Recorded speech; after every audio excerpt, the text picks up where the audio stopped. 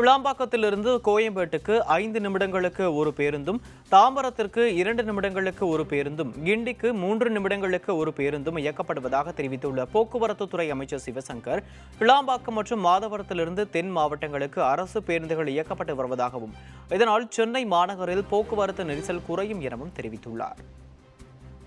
அதை தொட்டு வந்து கொண்டிருக்கின்ற பேருந்துகள் இல்லாமல் கூடுதலாக 1400 நடைகள் இயக்கப்படுகின்றது.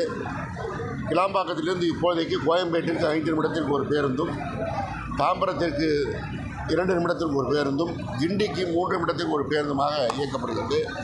அதல்லாமல் திருவான்மியூர் பகுதியிலிருந்து சோழிங்கநல்லூர், புதிதாக சிறுசேரி பகுதியிலிருந்தும் இயக்கப்படுகிறது. அதேபோல் சென்னை மாநகரத்தின் பல்வேறு பகுதியிலிருந்து ஏற்கனவே கோயம்பேட்டுக்கு எப்படி இணைப்பு இருந்ததோ அதே போல் கிளாம்பாக்கம் சென்று அவர்கள் பேருந்து பிடிப்பதற்கு எல்லா பகுதியிலிருந்தும் பேருந்துகள் இயக்கப்படுகிறது. ஏற்கனவே கோயம்பேட்டிற்கு தாம்பரம் போன்ற பகுதியில் இருந்தவர்கள் கோயம்பேட்டிற்கு வந்து பேருந்து பிடிக்க வேண்டிய சூழல் இருந்ததெல்லாம் இல்லாமல் அவர்களுக்கு கோயம்பேடு வந்தாலும் ஒரே தூரம் தான், கிளாம்பாக்கம் போனாலும் ஒரே தூரம் தான்.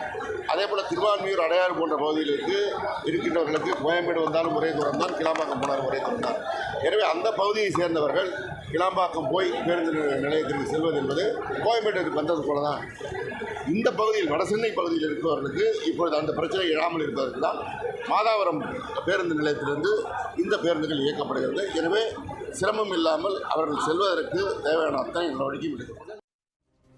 இந்நிலையில் கிளாம்பாக்கம் பேருந்து நிலையத்தில் எந்த நடைமேடையிலிருந்து எந்த ஊருக்கு அரசு பேருந்துகள் இயக்கப்படும் என்ற அறிவிப்பும் வெளியாகியுள்ளது.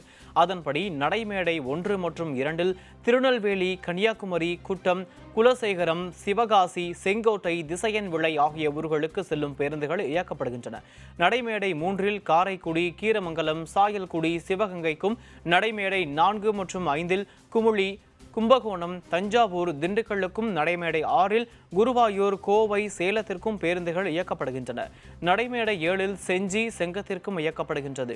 நடைமேடை 8 சங்கராபுரம், திண்டிவனம், திருக்கோவிலுக்கும், நடைமேடை 9 திட்டக்குடி, சிதம்பரம், காட்டுமன்னார் கோவில் ஆகிய ஊர்களுக்கும் பேருந்துகள் இயக்கப்படும் எனவும் அறிவிக்கப்பட்டுள்ளது.